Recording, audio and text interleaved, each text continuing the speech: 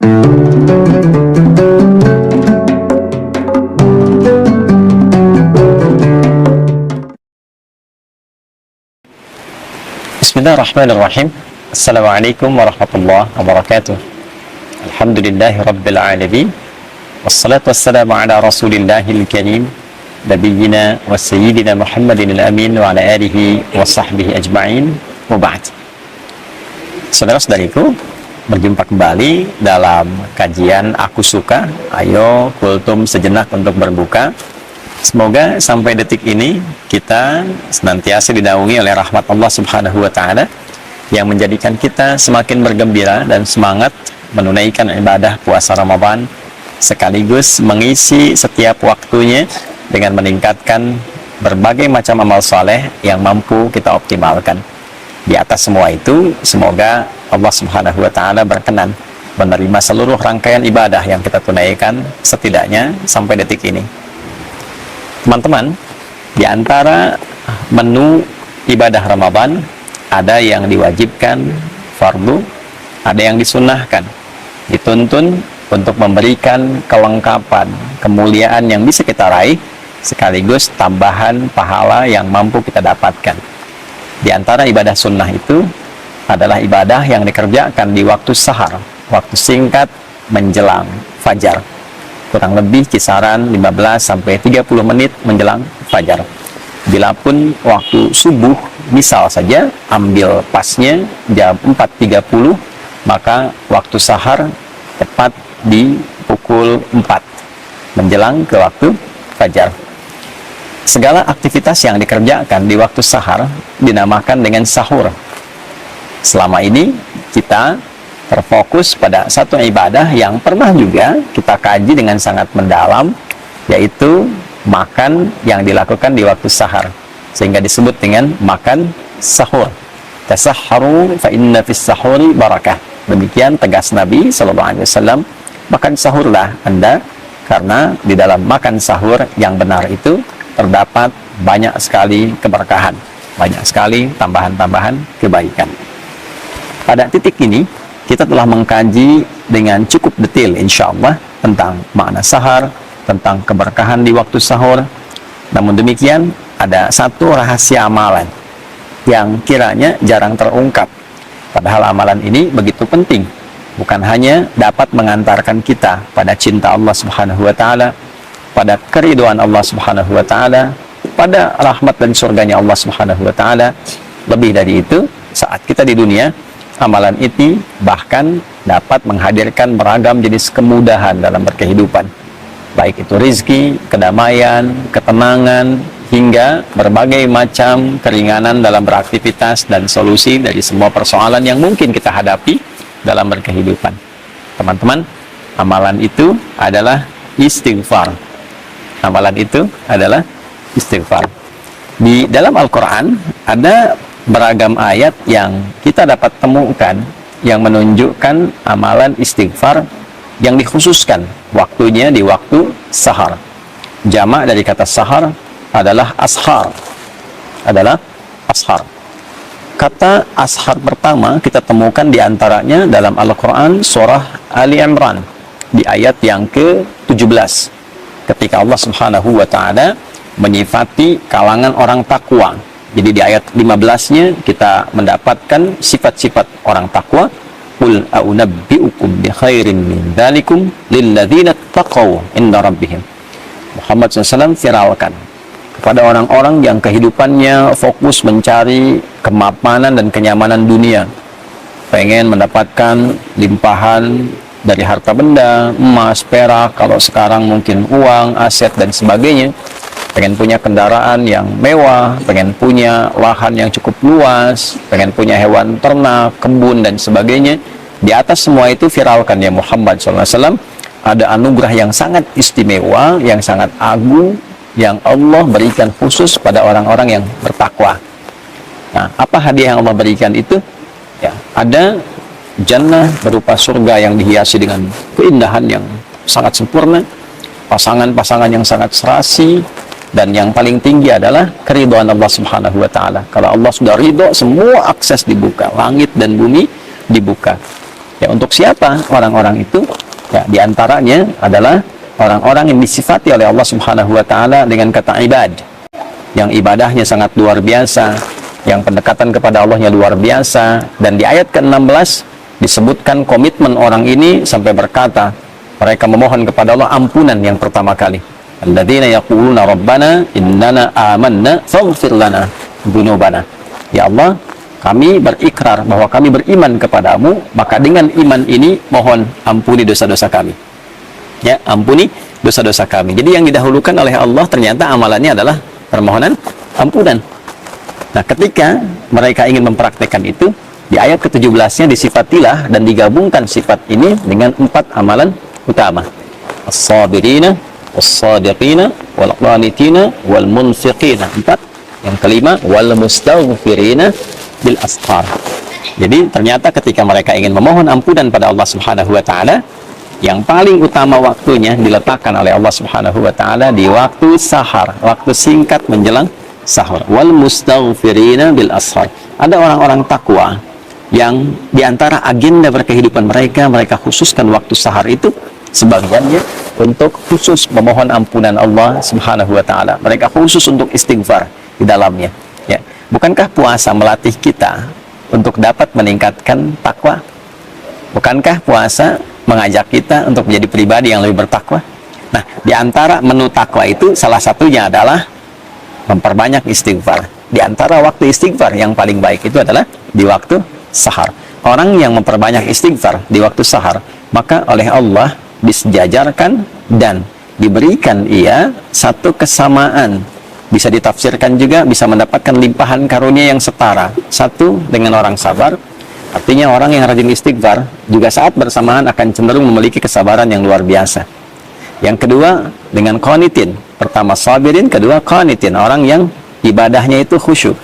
Orang yang rajin istighfar, orang yang menggerakkan istighfar dalam hidupnya, itu semakin menggerakkan kekhusyuan dalam ibadahnya. Jadi ada irisan antara kekhusyuan dengan istighfar. Semakin rajin istighfar, semakin dekat dengan Allah, semakin khusyuk ibadah. Kemudian juga lebih daripada itu, wassadiqin, orang-orang yang membenarkan risalah yang Allah tetapkan, yang Nabi ajarkan, di saat yang bersamaan dia mengamalkannya. Nah, itu shadiqin namanya. Dia yakin ketika Allah berfirman, misalnya, ya, waqimus sholat, tunaikan sholat. Dia yakin sholat itu ada kebaikan, kebenaran, saat yang bersamaan dia kerjakan juga. Karena ada orang yang paham Islam itu benar, Islam itu bagus, tapi tidak mau berislam. Ya. Ada orang yang paham sholat itu benar kok, mendekatkan diri pada Allah, tapi nggak sholat. Nah, ini tidak masuk dalam kategori shadiqin. Shadiqin itu yang membenarkan sekaligus mengamalkan. Kemudian setelah itu munfiqin, ya, yang gemar berinfak, karena itu ada korelasi antara istighfar dengan peningkatan harta benda. Dan peningkatan harta benda yang diawali dengan istighfar nanti arahnya ibadah, bukan mewah. Bukan saya punya harta untuk membangun dunia, bukan. Ya, dunia itu akan ikut, tapi kemewahan yang didapatkan itu untuk mengisi ruang-ruang akhirat yang telah Allah siapkan untuk kita. Itulah sebabnya kalau kita ngaji di Quran surah Nuh misalnya ayat 10, ya, maka kita dapatkan faqultu astaghfiru rabbakum innahu kana ghaffara. Ya, Nabi Nuh mengatakan, saya menyampaikan pada umatku, kalian banyakin istighfar. Kalau sudah banyak istighfar, Allah punya sifat memberikan ampunan bagi hamba yang senang istighfar. Sifatnya disebut ghafar. Kalau Allah sudah berikan ampunan, apa yang terjadi? Yursilis samaa'a 'alaikum bidrara wa yumdidkum bi amwalin wa banina. Ya. Jadi Allah akan kirimkan, curahkan banyak rahmat. Yang kering, tandus, hujan dikirimkan supaya gembur kembali. Jadi kalau ada yang tandus, yang kering, tidak berkembang, nah salah satu amalan zikirnya dalam Quran tuh banyak istighfar. Tobat semua penduduk, minta ampun sama Allah, nanti Allah turunkan hujan. Ya, makanya diantara istighfar itu kan ada kaitan dengan istighfar. Kemudian wa yumdidkum bi amwal wa banin, harta oleh Allah dilimpahkan, keturunan oleh Allah disejahterakan. Karena kalau sudah istighfarnya bagus, dekat dengan Allah, dinilai pandai mengelola kehidupan. Harta dititipkan berapapun banyaknya pasti benar. Digunakan ibadah, gunakan infak, ya. Nah, makanya kalau ada orang diuji oleh Allah, ingat itu ujian loh, dihisab, ya. Diuji dengan kekayaan, nah, itu bukan untuk menaikkan dan mengupdate status secara sosial. Bukan kebanggaan dulu yang dibawa, kaya nih, bisa mengatur ini, itu tidak. Sama saja dengan titipan ilmu, titipan tenaga, kedudukan, itu modal untuk ibadah, instrumen ibadah. Kalau dengan ditambah belum dekat, ditambah belum bisa ibadah, nanti mesti hati-hati ya. Nanti bisa berganti menjadi istidraj, itu bahaya. Ya, penambahan harta yang tidak mampu mendekatkan diri kepada Allah. Jadi istighfar itu kalau benar dikerjakan memudahkan datangnya rezeki. Ya, mensejahterakan keluarga, wa anhar, punya aset yang baik-baik. Nah, maksudnya apa? Kalau sudah bisa itu kembali ke Ali Imran tadi, wal munfiqin, dia bisa infak dengan itu. Ya. Jadi istighfar yang kita kerjakan ternyata mendekatkan kita pada rahmat Allah, ampunan Allah, mendapatkan kemewahan hidup di dunia, mendamaikan suasana hati. Dan dikerjakannya kapan? Ya, bil ashar, di waktu-waktu sahar. Kalau kita dapatkan itu di Quran surah ke-51 misalnya, ayat 18. Itu kan rangkaian dari 15 ke 18. 15-nya menunjuk amalan orang takwa. Innal muttaqina fi jannatin wa 'uyun, akhidina ma atahum rabbuhum, ya innahum kanu qabla dzalika muhsinin, kanu qalila minal laili ma yahja'un, sampai 17. 18-nya wabil asharihum yastaghfirun. Sungguh kata Allah, ada orang takwa yang saat ke akhirat itu nanti tempatnya dia berada di taman surga yang indah sekali. Ya, mereka itu orang-orang ihsan saat di dunia. Ihsan itu menjadikan semua kegiatan sebagai ibadah. Di hadis Muslim nomor hadis ke-8, anta'budallaha ka'annaka tarah, fa illam takun tarahu fa innahu yarah. Engkau menjadikan semua kegiatan sebagai ibadah karena Allah. Makannya ibadah, minumnya ibadah, kan? Kemudian juga bekerjanya sebagai ibadah. Jadi hukum Allah dijaga karena ibadah. Ya, kalau kerja nggak korupsi, nggak nyogok, kalau kuliah ujian nggak nyontek, gitu kan? Perbaiki diri dengan baik. Nah, apa cirinya orang ini? Ternyata yang pertama, kanu qalilan minal laili ma yahja'un. Mereka itu satu berlatih dengan banyak tahajud. Ya. Nah, puasa melatih kita malamnya bangun kan? Tarawih itu kan latihan dasar untuk bisa tahajud malamnya. Lalu dari malam itu ke tahajud, selesai tiba sahar, setelah itu kan tiba fajar. Nah, di sahar wabil asharihum yastaghfirun. Mereka mengkhususkan waktu sahar itu ya untuk istighfar, Nah, ternyata puasa la'allakum tattaqun meningkatkan kekuatan takwa kita. Di antara amalan takwa itu adalah salat malam dan istighfar di waktu sahar. Jadi kesimpulannya teman-teman sekalian, sahur itu ada banyak keberkahan yang bisa diraih. Di antaranya makan sebagai sunnah Nabi SAW. Bagi orang-orang yang menginginkan lebih, sahur plus. Apa plusnya? Ya, plusnya adalah mengisi ruang-ruang di waktu sahur dengan istighfar. Setelah sahur, sambil menunggu waktu subuh tiba, perbanyak istighfar dengan cara yang benar, dengan tulus minta ampun sama Allah, ingat-ingat dosa. Kalau bisa nih diurutkan, masih panjang Ramadan insya Allah ke depan ya, masih ada waktu yang sangat cukup. Hari pertama untuk istighfari pikiran yang kadang-kadang kurang tepat, istighfari telinga yang salah dengar, istighfari mata yang salah melihat, lisan sampai ke ujung kaki, sampai kita merasakan kenikmatan dengan istighfar itu, yang dengan itu menjaga semua organ tubuh kita untuk bersikap mulia. Ya, berhasilnya itu bisa nampak dengan perubahan yang terjadi di organ tubuh ini. Lisan yang diistighfari keluarnya lembut, baik, sopan. Telinga yang diistighfari ya keluar hasilnya itu mendengarnya yang baik-baik. Pada yang tidak baik rasanya sudah kurang nyaman. Gitu ya. Ada demikian sampai ke ujung kaki kita, sampai kita menjadi bagian insya Allah ibadah rahman hamba Allah yang disayang oleh Allah Subhanahu wa Ta'ala. Nah, itulah bagian dari kegiatan-kegiatan yang bisa kita isi selama Ramadan yang selama ini mungkin tidak banyak viral di kalangan masyarakat.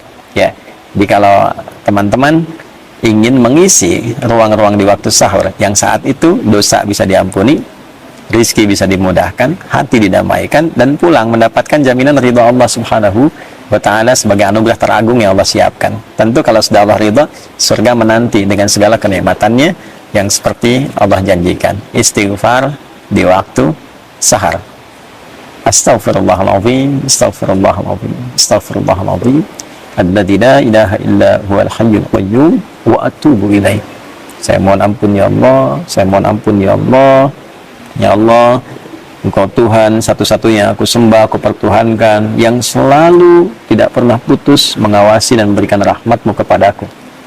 Aku mohon ampun selama ini banyak berbuat salah, berbuat dosa, melanggar ketentuan. Ampuni dosaku ya Allah. Minta ampun, minta ampun. Mudah-mudahan dengan itu berkah hidup kita terjaga dari berbagai hal yang tidak Allah sukai. Semoga Allah menerima amalan kita dan memberikan kemampuan kepada kita untuk mengamalkan apa yang telah kita pelajari. Subhanakallahumma rabbana wa bihamdika Asyhadu an la ilaha illa anta nastaghfiruka wa natubu ilaik. Waj'alna min ibadikal mustaghfirin waj'alna min ibadikal muttaqin wa akhiru da'wana alhamdulillahi rabbil alamin. Adi Hidayat, Mira. Assalamualaikum warahmatullahi wabarakatuh.